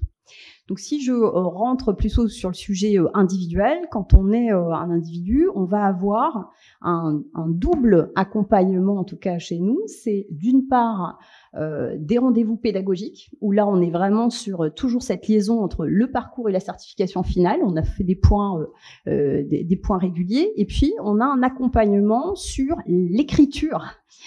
Parce que finalement, pour prouver qu'on a bien toutes les compétences et qu'on a fait toutes les activités qui sont visées par la certification, eh bien, il faut les décrire, il faut le prouver. Donc, il y a une certaine forme d'écriture qui n'est pas une écriture, je dirais, naturelle. C'est-à-dire, on n'apprend pas forcément, et suivant son parcours professionnel, c'est pas forcément naturel tout ça, parce que il faut exposer les éléments et les éclairer d'une certaine façon, pour que ce soit évidemment clair et que ce soit directement relié aux activités recherchées dans la certification. Donc j'ai envie de vous dire, il y a une certaine forme un peu d'écriture qu'il faut décoder. En général, ça prend un tout petit peu de temps au début, parce qu'il faut prendre cette habitude qui est recherchée. Et pour cela, on n'est pas tout seul. C'est pour ça qu'il y a un accompagnateur qui est avec la personne à ses côtés. Et une fois qu'on a compris la façon qui était attendue de décrire les choses, eh bien là, en général, ça coule tout seul. C'est-à-dire qu'une fois qu'on a pris le bon réflexe, finalement, on écrit, et tout le long de cette écriture, évidemment, parfois on peut avoir des doutes, des questions, et c'est là le rôle de l'accompagnateur, que de lever les doutes, de répondre à ces questions. En termes parce que là, du coup, tout ça, c'est bien joli, mais ça nous donne toujours pas le temps. Et donc, entre le moment où on commence à déposer sa demande, finalement, au certificateur, ce qu'on appelle l'étape de recevabilité, mais qui est plutôt administratif, hein, et le moment où on passe devant son jury, si on s'organise bien, on peut se dire qu'on est sur 1 an, voire moins, pour pouvoir réaliser un parcours VAE. Pour cela, et pour avoir ce 1 an ou moins, on est vraiment, et ça a été aussi souligné précédemment, dans une logique, moi j'appelle ça la détermination, de motivation, c'est vrai, parce qu'on peut être les meilleurs accompagnateurs du monde. Si pour autant la personne, elle n'est pas dans cet état d'esprit de motivation, et surtout un peu comme un sportif, finalement il faut tenir un petit peu dans le dernier sprint, surtout le dernier d'ailleurs du reste, eh bien ça peut pas fonctionner. Donc il y a évidemment une relation un peu gagnant-gagnant qui se met en place, à la fois un individu qui reste concentré. Ça veut dire aussi qu'il faut se mettre des routines. Et des routines, ça veut dire quoi? Ça veut dire qu'on est conscient qu'on se laisse du temps pour pouvoir travailler à l'écriture de son dossier. Ce temps, alors on a essayé d'estimer, parce que bon, c'est un petit peu une moyenne. On estime que nous, il faut à peu près une 100aine d'heures de travail, en tout cas sur les diplômes de l'enseignement supérieur, pour pouvoir donner un travail, on va dire, voilà, qui est cohérent, de bonne qualité et qui évidemment a toutes les chances de réussir, puisque l'objectif final, bien sûr, c'est d'avoir cette certification. Donc là, quand on est un individu, on a cet accompagnement tant à la fois pédagogique que dans l'écriture, si je puis dire. Et puis, comme je le disais au début, lorsque il y a une entreprise, puisqu'on accompagne aussi nous dans les projets d'entreprise, eh bien, on travaille du coup avec tous ensemble. On devient du coup un trio et non plus un duo. Voilà. Donc, une centaine d'heures, la création de routines, une détermination et puis un environnement propice à l'aide qui permet de tenir finalement un peu la main à la personne le temps de cette écriture. Je vais vous laisser réagir, Norbert, dans un instant. Peut-être, France, juste un mot, en préparant cette table ronde, on parlait également de la possibilité de combiner un ensemble de dispositifs pour précisément essayer de réduire le temps d'accès à la certification. Absolument, toujours cette question du temps. Donc alors ce que l'on fait aussi, c'est ce qu'on appelle la VAE hybride. Alors comme le mot hybride est un mot valise, je vais vous traduire ce que nous, en tout cas à Cergy, on y met derrière. L'idée, c'est de se dire, et puis on est vraiment dans cette approche un peu d'ingénierie de parcours. Un parcours, il n'est pas, voilà, c'est pas un long fleuve tranquille. On l'a entendu tout à l'heure. Il y a des choses qui s'imposent à nous. Il y a des choses qu'on va chercher, qu'on provoque. Un parcours, c'est pas forcément linéaire. Et donc, pour pouvoir s'adapter au mieux, ce qu'on regarde, c'est évidemment à travers ce parcours, on peut associer un certain nombre de dispositifs qui permettent de réduire le temps pour accéder à la certification. Et donc, derrière la notion d'hybride, nous, on va utiliser par exemple la dispense, mais que j'ai entendu tout à l'heure, hein, la VAP, hein, c'est-à-dire qu'on peut rentrer dans la certification sans forcément avoir les prérequis de départ, parce que son expérience professionnelle montre que on a acquis les différentes compétences nécessaires. Donc, ça permet déjà de réduire l'entrée en formation. Et puis, on peut aussi, ça c'est lorsqu'il manque une partie pour valider la certification. Et puis, on peut en parallèle aussi écrire son dossier de VAE. Ce qui permet en fait de paralléliser finalement deux dispositifs, c'est la formation et l'écriture du dossier, pour se donner un maximum de chances de bien être aligné entre son parcours, ce qui manque qu'on va chercher à travers de la formation ou d'autres, où c'est ouvert, hein, c'est-à-dire on pourrait imaginer aussi la formation dans toutes ses formes, en situation de travail ou autre, hein, évidemment. Donc, et ça peut se faire tant sur un plan individuel que sur un plan plus collectif. Par exemple, on a accompagné des entreprises avec des cabinets partenaires sur ce type de démarche pour des transformations, par exemple, de métiers. Hein, lorsque vous avez certaines activités qui vont mal et que vous avez des métiers dans lesquels vous n'avez pas de personnel, eh bien, en tant qu'employeur, évidemment, vous cherchez à essayer de faire connecter tout cela. Et donc, pour emmener des gens vers des mobilités, évidemment, parfois, les gens ont envie et des fois, ils n'ont pas envie d'y aller. Et donc, quand ils n'ont pas envie d'y aller et que vous avez besoin de recruter, avant de recruter à l'extérieur, eh bien, vous allez essayer de les attirer sur des métiers. Et donc, par exemple, la VAE, c'est aussi finalement la traduction. On peut voir ça comme un signe d'attractivité parce que la diplomation par excellence, particulièrement en France et pour les employeurs, c'est aussi une lecture claire. On parle aujourd'hui de passeport, etc. On voit bien l'enjeu de la traçabilité, de la lisibilité des compétences qui sont totalement embarqués dans la diplomation. Donc, finalement, il n'y a pas une voie possible, il y en a plusieurs, et en fonction du projet, individuel ou pas, eh bien, on essaie à chaque fois de s'ajuster, de réduire le temps, et puis aussi de regarder quel financement est accessible, puisqu'il y a aussi ça accessoirement. Hein. C'est exactement ce que tout le monde y est sensible. Effectivement, puisque vous disiez il y a plusieurs voies, mais ça a un coût. Peut-être, Norbert, vous vouliez réagir par rapport à ce qui avait été dit juste avant qu'on aborde la question du coût. Oui, d'ailleurs, je pense que vous êtes d'accord avec moi. Madame, vous parlez de VAE hybride. En fait, c'est bien le parcours d'accès à la certification qui est hybride, associant la VAE à d'autres dispositifs comme la formation. Et par exemple, ce que vous avez dit qui est très important et qu'il faut qu'on dise tous les jours dans notre communication, de dire qu'un parcours VAE, ça dure 4, 6 ou 9 mois, c'est pas suffisant. Parce qu'on pense que c'est 6 mois à temps complet. Or, comme vous l'avez dit, je suis tout à fait d'accord avec vous, c'est 100 heures de travail, c'est-à-dire rien du tout à côté d'un parcours de formation si on suit un BTS, par exemple. Et c'est ça qu'il faut communiquer bien davantage. Merci. Oui, effectivement, qu'on ne se rende pas compte une fois qu'on est lancé et que d'un seul coup, le chemin nous paraît beaucoup trop long par rapport à ce qu'on avait envisagé. Peut-être un mot précisément du coût de la VAE. Sophie, quand on veut se lancer dans ce parcours, il y a différentes façons de financer précisément ce parcours. On a vu avec Christine que certaines entreprises peuvent accompagner les salariés dans ce parcours. À quels autres moyens on peut faire appel pour financer une VAE? Alors oui, en effet, on peut faire appel en fonction des situations, en fin de compte, de la personne. On a plusieurs modalités de financement qui peuvent être aussi être cumulées. Oui, tout à fait. S'articuler entre elles.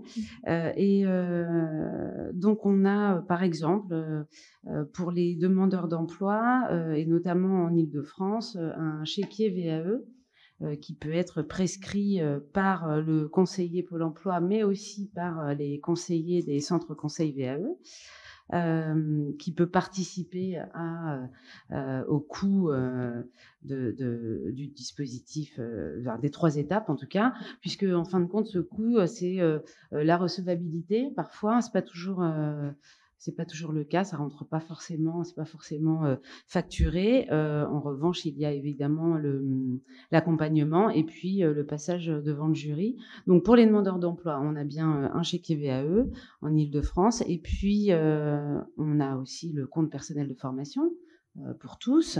Donc là, on peut mobiliser très facilement ce CPF pour l'accompagnement. Et depuis le 1er juin, on a les associations Transition Pro qui financent à nouveau l'accompagnement VAE, donc aussi sur les 3 étapes, recevabilité, accompagnement et passage devant le jury. Alors de la même manière, c'est un forfait qu'il propose. Donc ça peut prendre en charge la totalité du coût de la VAE, mais ça peut aussi participer à. Et ensuite, on ira accrocher une autre modalité de financement, ou bien personnel, ou bien le CPF, etc. Voilà. Merci pour ce point précieux. Le temps passe très vite. J'aimerais qu'on puisse évoquer les perspectives. Et cela tombe bien puisque l'expérimentation REVA se poursuit. Norbert, est-ce que vous pouvez très rapidement nous rappeler ce dont il s'agit et peut-être nous indiquer ce que d'ores et déjà il ressort de cette expérimentation? Alors là, vous allez trop loin. Mais j'aurais essayé. Il y a eu un REVA 1 qui a fait l'objet dans laquelle l'éducation nationale n'était pas engagée. Parce que nous estimions que les conditions proposées n'étaient pas satisfaisantes. Ce REVA 1 a fait l'objet d'un rapport d'évaluation qui a conclu qu'il fallait faire une nouvelle expérimentation en élargissant le public et en le diversifiant. Le projet REVA 2, 8 académies sont intégrées dans ce projet qui est en train de se mettre en place maintenant pour démarrer en septembre. L'objectif majeur est de vouloir trouver tous les moyens de simplifier le parcours de VAE et de raccourcir la durée de ce parcours. Alors ce projet REVA reprend aussi des propositions que nous avons faites à l'éducation nationale. J'en suis ravi parce que je préfère être copié que contesté. Et si le véhicule REVA nous permet d'aller là où nous voulons aller, eh bien c'est tant mieux. À voir. En préparant cette table ronde, quand on évoquait les perspectives, vous avez insisté sur la question des publics, avec des nouveaux publics qu'il faut absolument à la fois accompagner, et avant même de les accompagner, des publics qu'il faut amener à cette envie de VAE. Oui, tout à fait. C'est mon plan de développement national sur 2022-2025. C'est nous adresser à des publics un peu invisibles, qui ne le sont pas, et qui ont en commun de tous avoir des activités professionnelles et ce faisant de développer des compétences. C'est à la fois les migrants, on en a parlé, qui subissent le déclassement professionnel, quel que soit le métier qu'ils exercent dans leur pays ou quel que soit leur diplôme. Et ça concerne les travailleurs en situation de handicap dans les ESAT ou hors ESAT, et ça concerne aussi les détenus.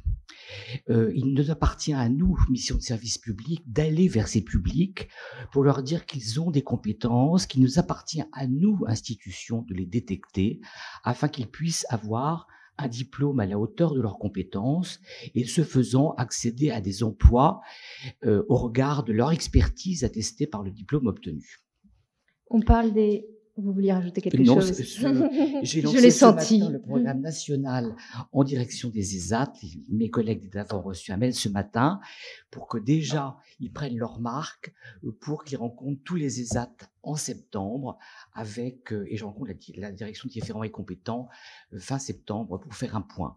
La même chose sera faite avec le ministère de la Justice et aussi avec les détenus. Nous avons très belles expériences, notamment à Toulouse et en Rhône-Alpes. Il y a des prisons partout et on voit bien qu'effectivement la VAE, beaucoup plus que la formation, parce que beaucoup de ces publics rechignent à aller en formation, ils y voient surtout un déni de compétences, alors que les compétences sont là. La VAE est vraiment un facteur de réassurance et d'insertion socio-professionnelle important. Merci. On parlait au tout début de cette table ronde des profils. Je demandais qui étaient les candidates et les candidats.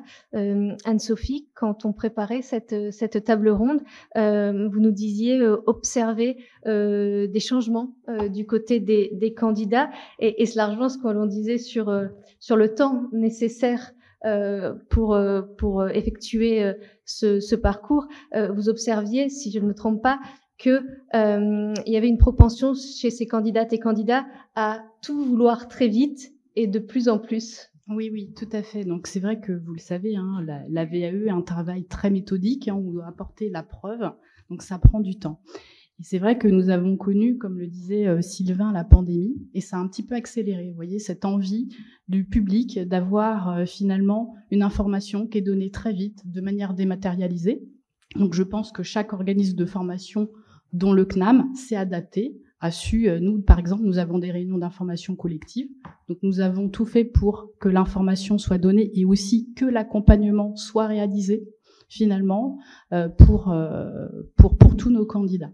Et c'est vrai que ce n'était pas chose évidente, mais on y a réussi, et puis, enfin, on a réussi. Et vous savez aussi qu'il y a les nouveaux outils, l'application CPF, donc on est vraiment dans cet esprit-là.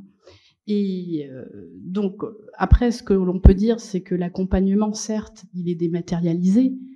Ça permet de donner une information, finalement, d'avoir cette information, entre guillemets, tout de suite. On développe aussi, par exemple, des capsules vidéo.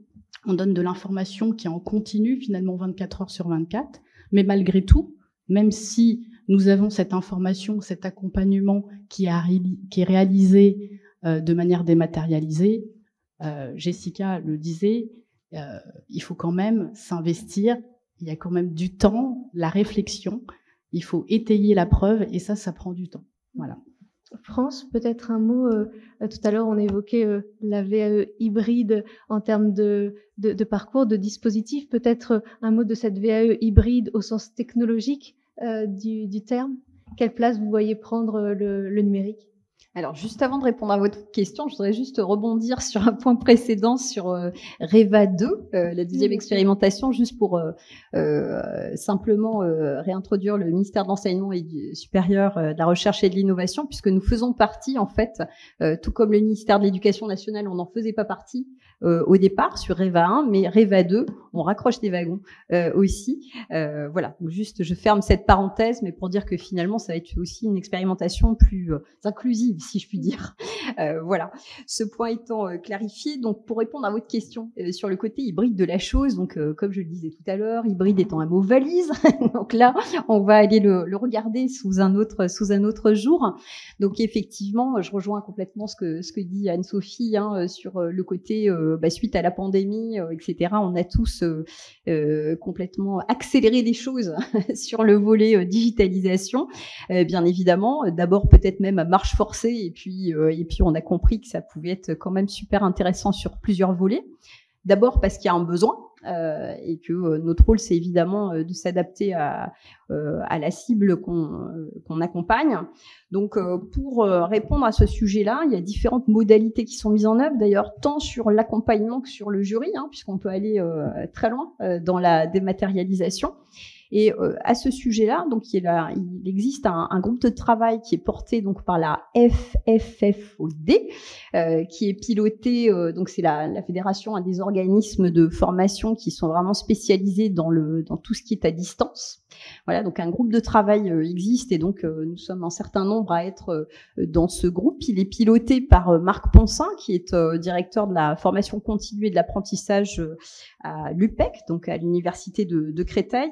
Et donc l'idée de ce groupe, c'est vraiment de pouvoir à la fois croiser entre professionnels un petit peu nos retours d'expérience sur ce côté digital. Donc ça va vraiment du plus simple outil au plus complexe. Donc on peut parler simplement de transposition sur des vidéoconférences jusqu'à des plateformes qui sont plus ou moins complexes et qui permettent de revisiter le parcours de l'accompagnement sous tous ces volets de manière synchrone ou asynchrone. Donc ça embarque un certain nombre de modalités.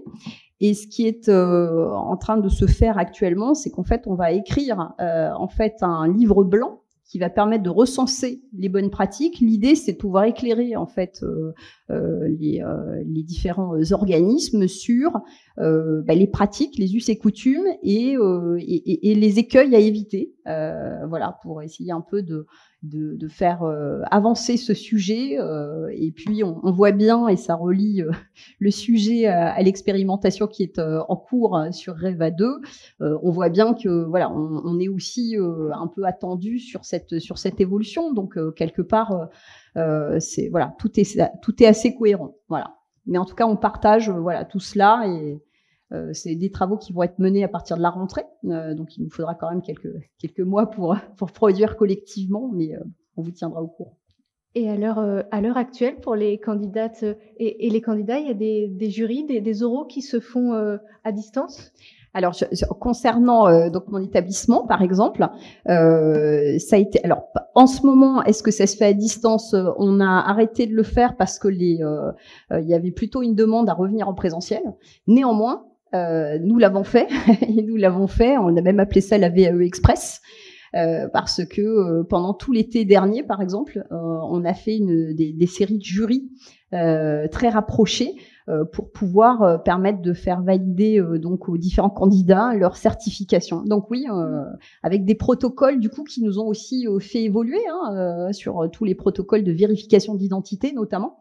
On a aussi évolué avec ces pratiques. Donc c'était vraiment très intéressant des deux côtés. Ça a été plutôt d'ailleurs bien vécu. Néanmoins, là, en ce moment, à l'heure où je vous parle, j'ai vu des candidats en vrai. Donc, le présentiel est revenu. Est-ce qu'il est revenu momentanément ou pas? Là, c'est impossible de vous le dire. En tout cas, il y a quand même une vraie demande sur à minima l'accompagnement.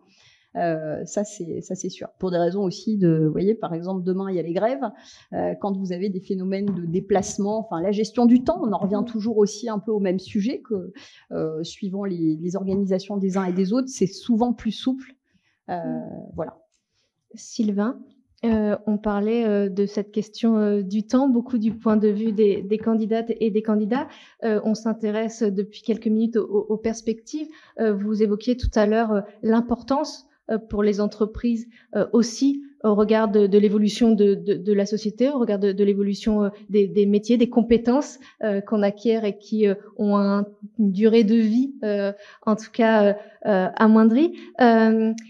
Qu'est-ce qui, selon vous, devrait changer, ou en tout cas dans quelle direction est-ce qu'il faudrait aller précisément pour que tout ce que vous dites, qui est très convaincant et qui nous fait nous dire toutes les entreprises devraient être dans cette démarche-là, comment est-ce qu'on fait pour que demain, peut-être pas toutes, mais plus d'entreprises accompagnent leurs salariés dans cette démarche? Est-ce qu'il y a des choses que vous avez identifiées qu'il faudrait faire? Oui.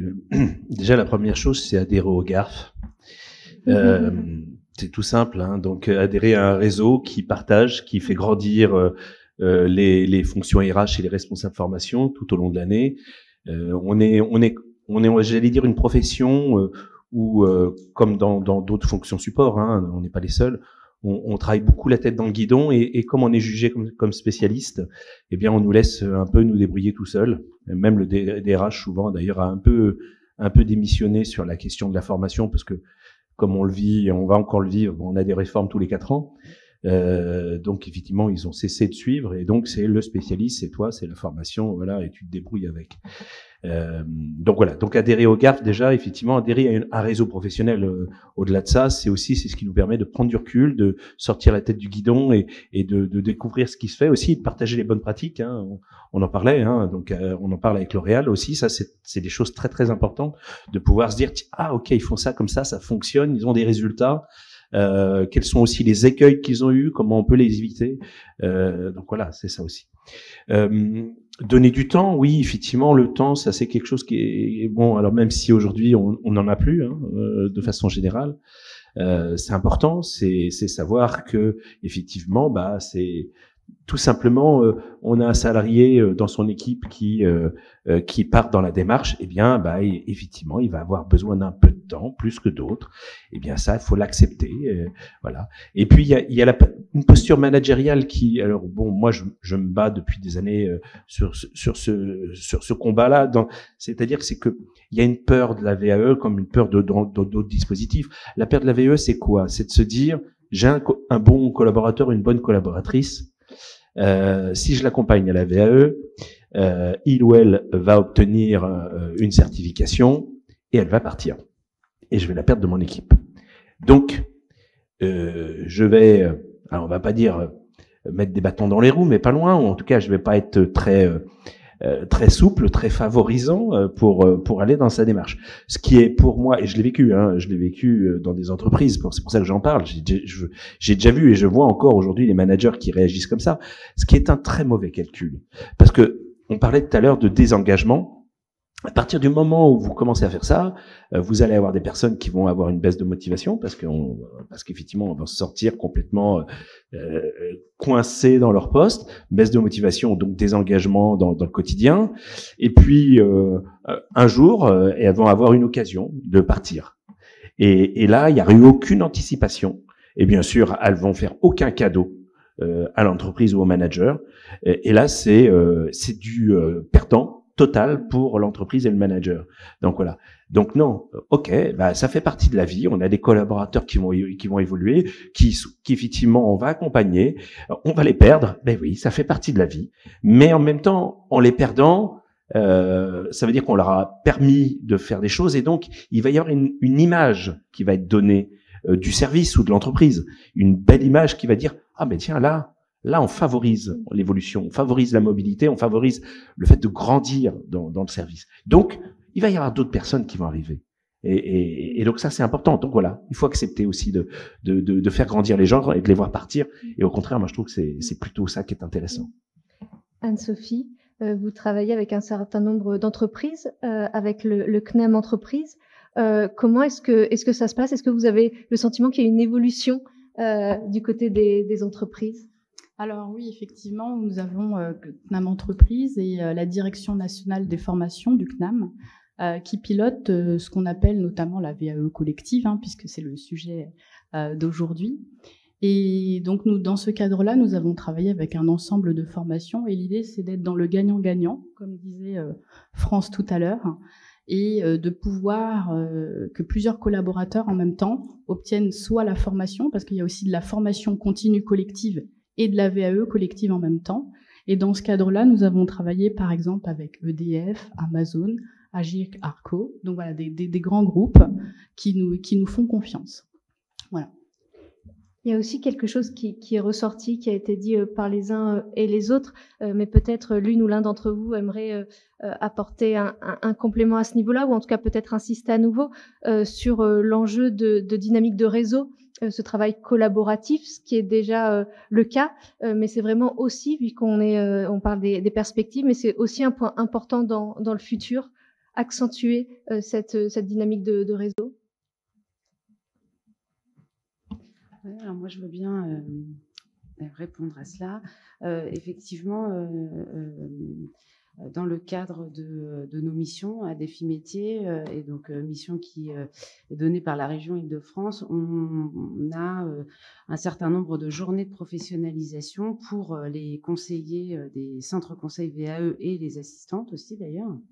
Et dans ce cadre-là, on co-construit en fin de compte le programme de ces actions de formation, et leur demande vraiment à ces conseillers, c'est d'avoir des interventions, des certificateurs, mais pas que. Je vais faire venir aussi des OPCO, des entreprises. On a fait venir aussi les responsables du projet REVA 1. Bon, voilà, tous ces acteurs qui ont une actualité pour ce dispositif VAE. Bon, évidemment, la plus grande partie des intervenants, ce sont vraiment des certificateurs.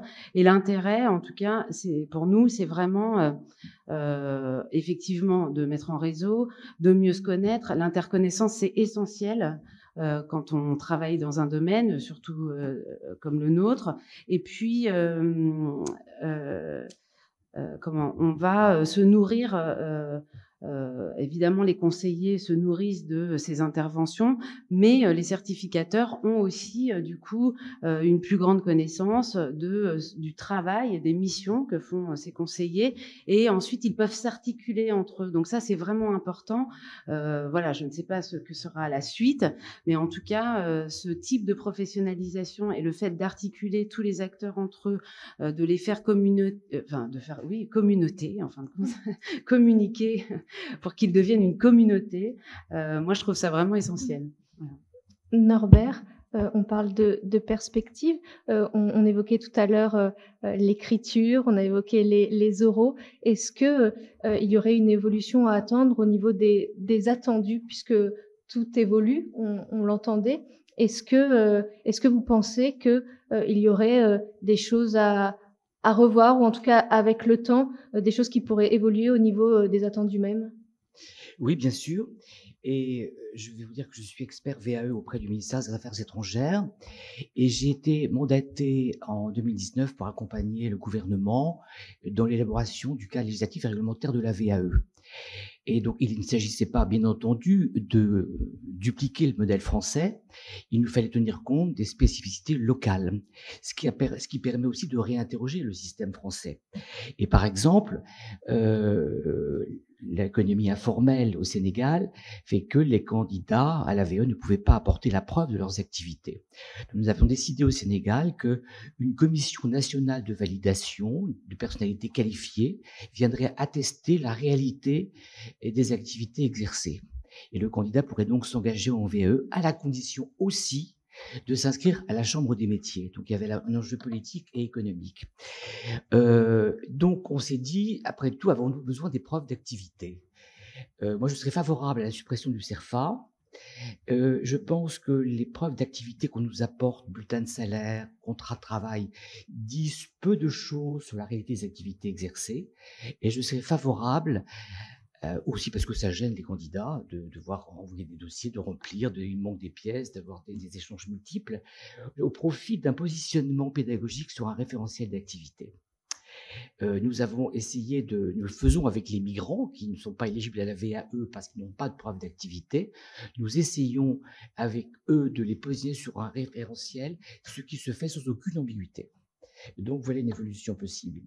Ensuite, au Sénégal, il était nécessaire également, ils sont dans l'oralité, et le passage écrit était difficile. Nous avons accompagné avec le CNAM 30 salariés d'EFH Dakar sur nos diplômes, Bac Pro, BTS et diplôme d'ingénieur au CNAM, et on a vu la difficulté qu'ils avaient à se mettre à l'écrit. Donc, on a proposé un rééquilibrage d'entre ce qu'on appelle l'entretien et le dossier écrit. Je serais favorable à ce qu'on aille vers cette évolution aussi en France. Quand je vois que pour des BTS, on a des dossiers de 250 pages, je ne sais pas s'il y a un seul membre de jury qui attend de les regarder. Donc, soyons réalistes, un dossier beaucoup plus léger, bien structuré, avec des annexes, peut-être des vidéos, d'autres documents qui démontrent la réalité de l'activité, suivi cette fois pas d'un entretien de 30 minutes, mais d'une véritable soutenance sur le dossier. C'est une évolution que je souhaiterais porter. Et puis, j'ai une série de rendez-vous avec les OPCO, parce que tous les OPCO financent l'accompagnement à la VAE, mais ils discutent quelquefois le tarif horaire ou la durée, mais ils financent.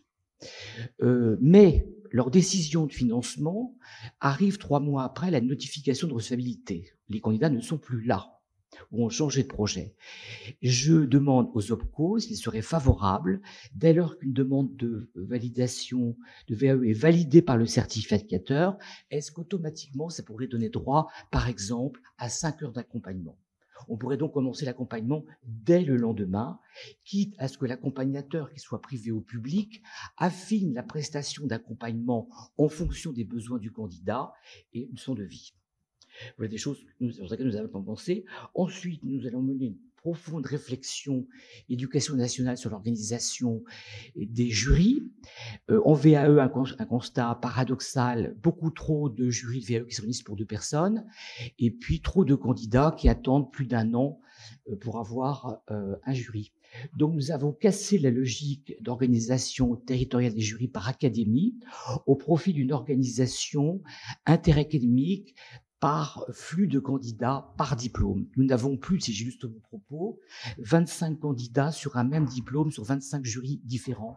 C'est une seule académie qui prendra ces candidats. On ira vers une meilleure qualité de l'évaluation. On va économiser les moyens humains et surtout aussi, ce qui nous a permis ceci, c'est la dématérialisation. Et le corollaire de la dématérialisation, du zéro papier, c'est aussi le zéro déplacement. La règle que je veux instituer, c'est que l'entretien en présentiel ne puisse se faire que sur demande expresse du candidat.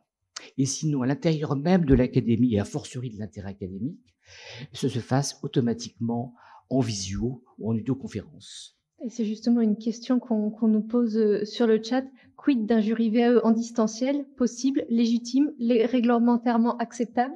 Oui, il y a du travail à faire parce qu'il y a beaucoup de résistance, mais effectivement, ça fonctionne et il faudra le faire beaucoup plus puisque déjà, nous refusons qu'il y ait un jury dans une académie s'il y a moins de 5 candidats.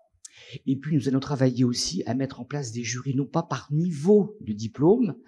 Un candidat aujourd'hui qui vise un BTS de production culinaire, je crois que ça existe, le jury invalide et préconise le bac pro. Le candidat repart au minimum pour 6 mois, voire 1 an.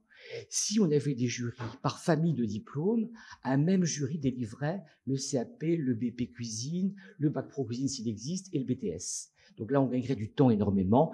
C'est un chantier que nous allons aborder avec les corps d'inspection, bien évidemment, et les partenaires sociaux. Là, il y aurait une véritable avancée, parce que si on réduit, comme l'ont dit les différents intervenants, le temps de réalisation du dossier, avec des demandeurs d'emploi, on a fait des parcours de certification sur 2 mois. Mais le jury est dans 6 mois. Donc il faut aussi, nous allons voir dans l'expérimentation, justement, Réva, comment nous allons pas pouvoir changer l'organisation des jurys qui est définie par la réglementation du diplôme, mais peut-être que nous pouvons, avant le jury délibérateur, mettre en place de multiples commissions moins larges, avec 2 personnes, pour traiter en continu les dossiers, le jury ensuite étant là pour entériner. Et puisque vous parlez de l'expérimentation, une autre question sur le chat pour Réva 2, est-ce que des certificateurs privés font partie du comité d'expérimentation? Oui, la réponse est oui. La réponse est oui, parfait. Et donc j'en profite pour une dernière question à laquelle vous pouvez toutes et tous répondre. Quelle est la durée de validité du dispositif VAE à partir de la recevabilité du dossier candidat? Alors la notification de recevabilité est valable 3 ans. Parfait. Des réponses courtes, j'adore ça. Ça arrive quelquefois. Peut-être, Norbert, vous avez évoqué beaucoup de pistes pour le futur. Il est malheureusement déjà presque temps de nous quitter. J'aimerais à chacune et chacun d'entre vous donner à nouveau la parole, peut-être pour nous dire ce à quoi il vous semble important d'être vigilant dans les années à venir, et peut-être justement des pistes d'amélioration, ce qui peut, ce qui devrait l'être, en tout cas ce qu'à partir de votre expérience, comment faire en sorte que la VAE soit encore plus généralisée. J'ai envie de dire que ce soit une meilleure connaissance au sein des entreprises, une meilleure information auprès des potentielles candidates et candidats, mais au niveau de l'accompagnement même. Qui voudrait commencer? Qui veut le temps de réfléchir? Christine, vous voulez bien commencer? Super. Oui, avec plaisir. Non, je pense que toutes ces pistes là évoquées sont vraiment très très pertinentes. Après, il y a vraiment cette nécessité, en tout cas, de rendre accessible et de faciliter, on va dire, la connaissance de ce dispositif. Parce qu'en fait, souvent, il y a un frein, c'est-à-dire qu'on dit « Ah oui, ça va être long, ça va me prendre du temps, c'est compliqué dans les process, parce que c'est pas les mêmes, si je fais effectivement avant le BTS, enfin jusqu'au BTS ou après. » Donc tout ça, ça fait que on est dans des dispositifs, lorsqu'on veut les activer, qui sont extrêmement complexes. Et donc, du coup, ça en fait des sphères de spécialistes, et donc, du coup, ça en fait une niche. Et ça, je pense qu'il faut arriver. Alors, les pistes sont sérieuses et positives, les entends. Donc, c'est génial. Mais en tout cas, c'est vraiment ça qu'il faut arriver à faire. Parce que même nous, si on veut être ambassadeur en tant qu'entreprise, il faut que ce soit simple. Et on ne peut pas, j'allais dire, activer des dispositifs qui sont complexes. C'est pas possible. Donc ça, c'est vraiment une démarche, j'allais dire, que j'entends et qui est très positive pour nous. Après, je pense aussi sur la partie valorisation des nouvelles compétences, parce que en fait, on rentre avec un diplôme, on exerce une activité professionnelle qui fait qu'on évolue dans ses compétences.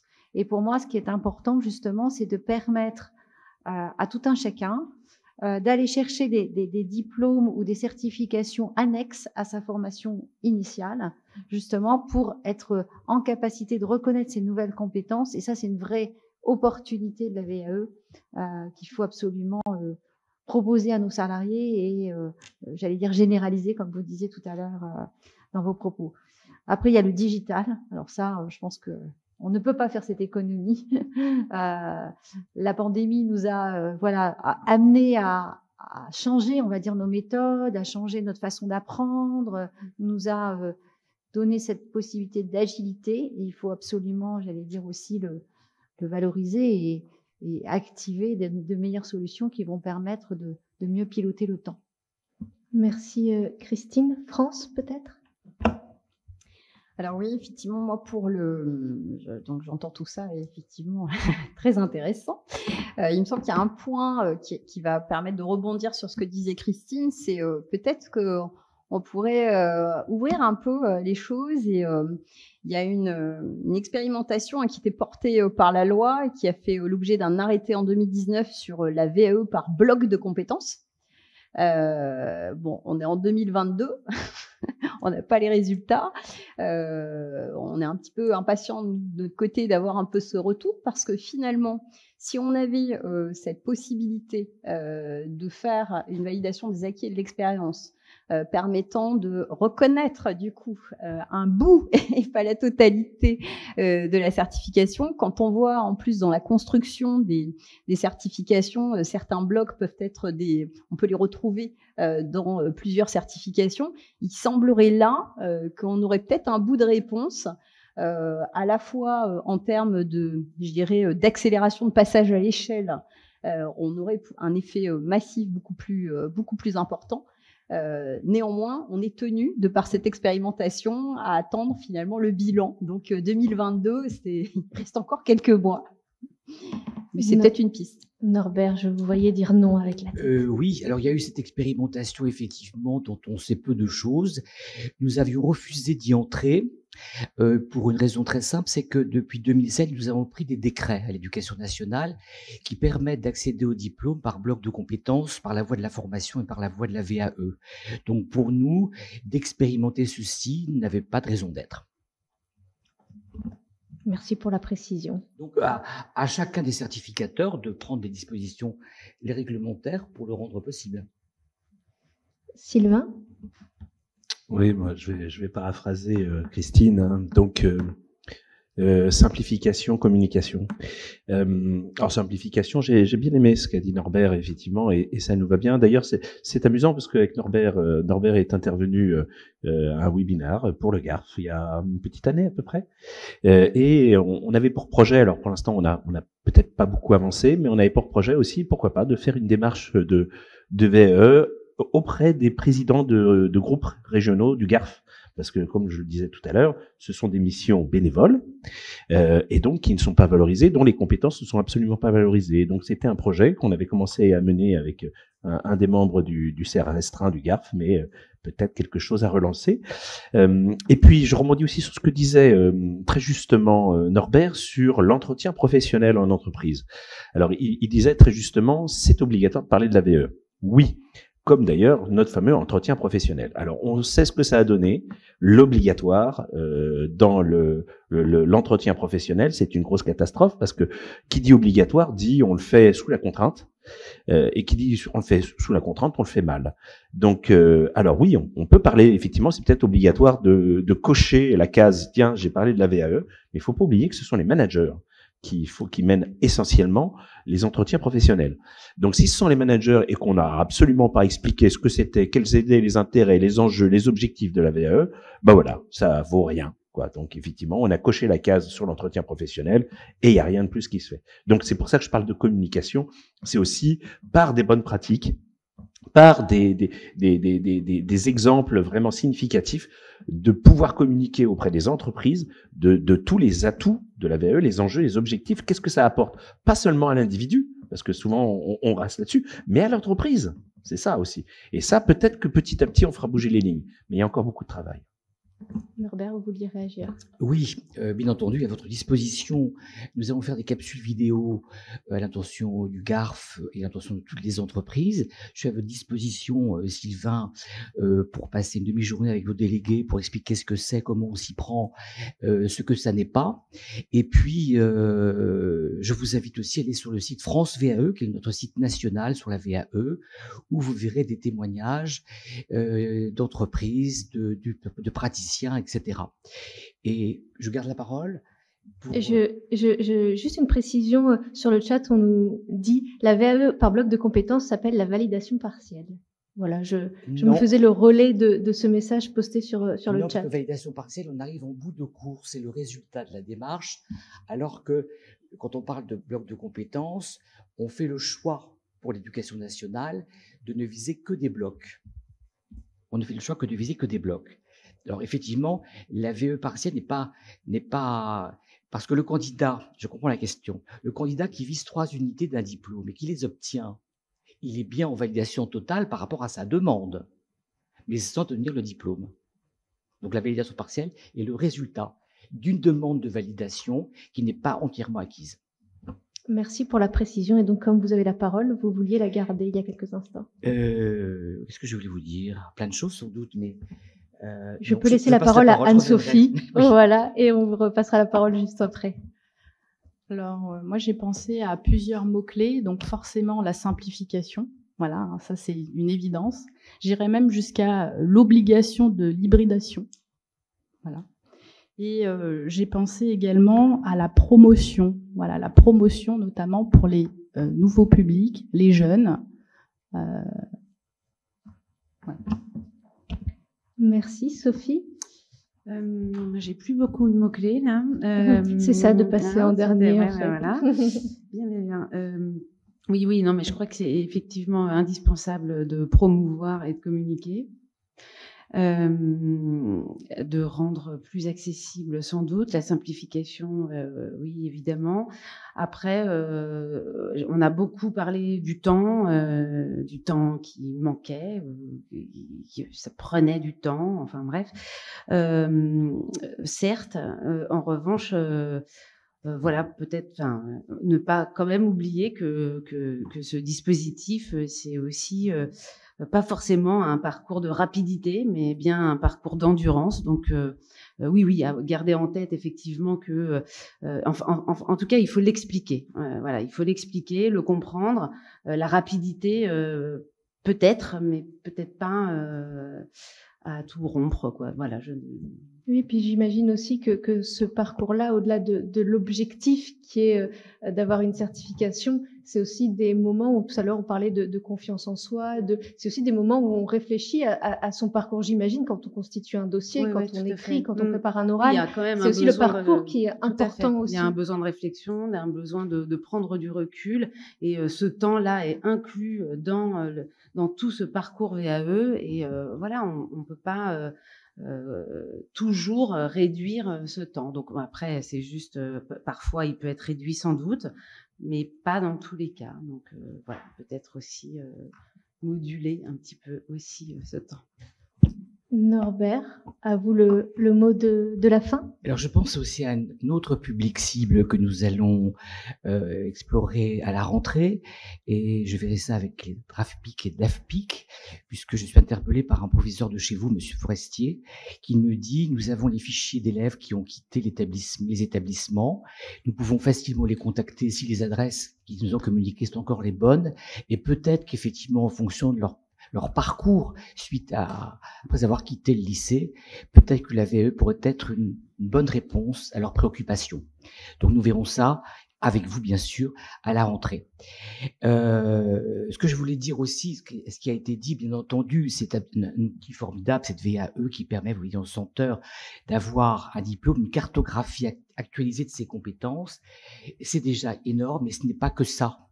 On voit comment la VAE, comment la prise de conscience de ses compétences et se faisant une meilleure connaissance de soi sont émancipatrices au sens où elles donnent le pouvoir d'agir. Et on a plein de témoignages dans ce sens. J'organise le 11 octobre après-midi une manifestation nationale pour les 20 ans de la VAE. J'aurai des DRH, j'aurai des praticiens, j'aurai des usagers, j'aurai des témoins. J'aurai aussi des enseignants-chercheurs avec lesquels je travaille dès maintenant pour qu'ils puissent répondre et nous dire comment la VAE donne le pouvoir d'agir, comment c'est émancipateur, comment ça participe à la construction de son identité pour agir. Merci beaucoup. Rendez-vous est pris. Très bien. Donc, bon anniversaire à la VAE. C'est pas un point d'arrivée, c'est un point de départ. Merci beaucoup Norbert, merci à vous toutes et tous, merci aux 3 DAVA franciliens et en particulier à Corinne Deniel et Odile Papillon pour leur aide précieuse dans la préparation de cette table ronde, et je vais laisser la parole à Alice Kamenka pour un dernier mot. Merci à toutes et tous. Merci beaucoup. Alors, c'était pas un mot de conclusion parce que je trouve qu'on a eu une très belle conclusion avec une prise de hauteur, mais peut-être pour raccrocher aussi à l'actualité, on est quand même dans une période où on nous parle de plein emploi, de métiers en tension. Je pense que la VAE, c'est aussi un dispositif pour les entreprises pour faire face à cette pénurie de main-d'œuvre, y compris comme levier d'attractivité et de fidélisation managériale. Ça vaut pour nos instances publiques également. Mais voilà, je pense que là aussi, c'est un nouveau levier dont on peut utiliser pleinement l'opportunité. Merci à tous.